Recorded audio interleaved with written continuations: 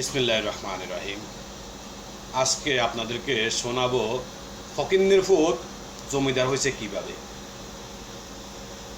এই যে সালমান এফ রহমান, এতে অনেক রহমান হয়েছে, এতে বাস্তবে কিন্তু ফকিন্নির ফুলা আছিল।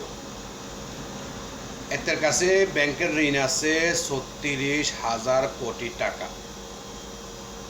পাবেন তো ৩৬,০০০ কোটি টাকা। আমার যতটুকু ধারণা বাস্তবে এতে ১৪ গোষ্ঠীতে যদি ৩ বেচা দেয় এই টাকা কিন্তু পরিশোধ হবে না। কিন্তু হাতে ৩৬,০০০ কোটি টাকা ব্যাংক থেকে ঋণ নিছে। এতের মতো আরও ফকিন্নির ভূত আছে। এরা ব্যাংক থেকে ঋণ নিয়ে এরা বিভিন্ন ব্যবসা বাণিজ্য প্রতিষ্ঠান খোলার পরে এরা আর ব্যাংকের ঋণটা কিন্তু পরিশোধ করে না। তখন ব্যাংক থেকে প্রতি বছর বছর এদের কাছে বিভিন্ন ধরনের নোটিশ যায়। তখন এরা এই ঋণগুলা থেকে বাঁচার জন্য এরা বিভিন্ন দলের আশ্রয় নেয়। যেমন বিগত ১৫-১৬ বছরে আওয়ামী লীগের ভিতরে অনেক এভাবে ঋণ খেলাপি আশ্রয় নিয়েছে। ওবায়দুল কাদের সাহেব একদিন বলেছিল এরা নাকি কাউয়া। আসলে সাধারণ জনগণ, দেশের মানুষ এই ওবায়দুল কাদেরকে কাউয়া বলে। আসলে সে কাউয়া না, সে হলো অরিজিনাল আওয়ামী লীগ। এরা হচ্ছে কাউয়া। চিন্তা করেন ৩৬,০০০ কোটি টাকা এতের কাছে খালি। এতের মতো আরও হন্যিরুত আছে, কার কাছে দিবেন? এবং এই ফকিন্নির ফুলার হাতে, এই দুর্নীতিবাজের হাতে আপনার বাংলাদেশের বড় বড় ব্যাংকগুলাকে শেখ হাসিনা দিয়েছে। 10 দিন, গতকালকে 10 দিনের রিমান্ড আবেদন করার সাথে সাথে কোর্ট সেটা মঞ্জুর করেছে। আমার কালকে একটা জিনিস চিন্তা হলো, বাংলাদেশে লক্ষ লক্ষ আইনজীবী আছে। এই লক্ষ লক্ষ আইনজীবীর ভিতরে অর্ধেক মিনিমাম আওয়ামী লীগ সাপোর্ট করে।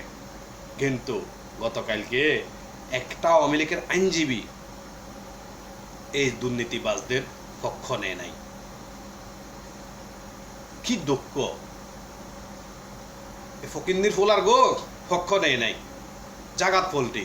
কিন্তু গত 10 দিন আগেও স্যার হারান না, এই মহিলা আইনজীবী যেগুলো আছে হেগুনের পোশাক বই যেত।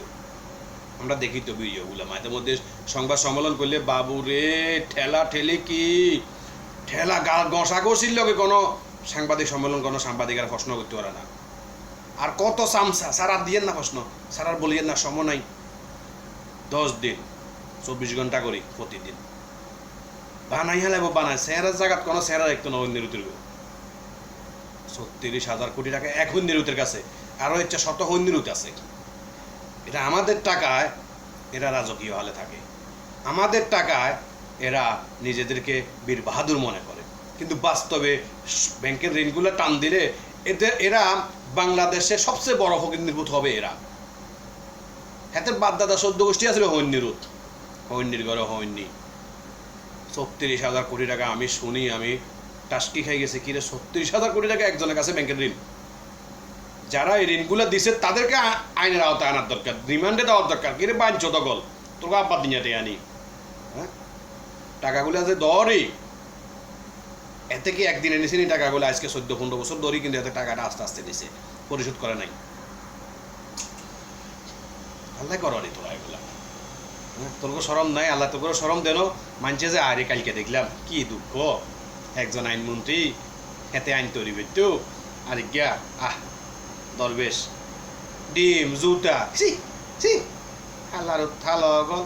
তোকে জিন্দিগি বুঝি জিন্দিগি, আরে কুত্তা জিন্দিগি বালা আছে, কুত্তার জিন্দিগি তুইও খারাপ। তোর জিন্দিগি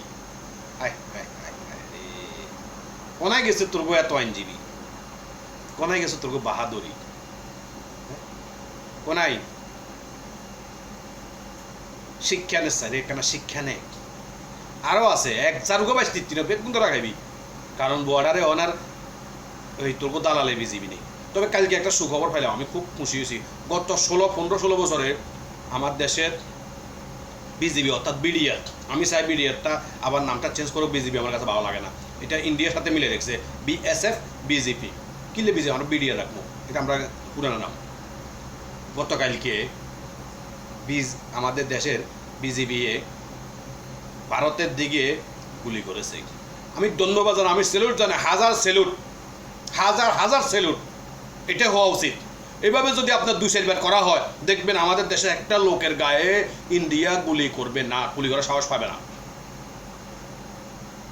আমি আমাদের সরকারকে বলতে চাই, প্রয়োজনে অন্য খাতে আমাদের দেশে যে টাকা, যে এই কি কয় বাজেট দরকার, প্রয়োজনে আমাদের এই প্রশাসন খাতে বাজেটটা বাড়ান,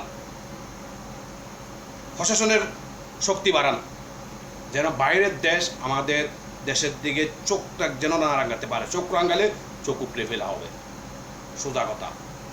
কালকে যখন শুনছি, দেখছি ভিডিওটা, আমি খুব খুব খুশি হয়েছি। এই 15-16 বছর আমি আসলে এত খুশি হয় নাই, খুবই খুশি হয়েছি।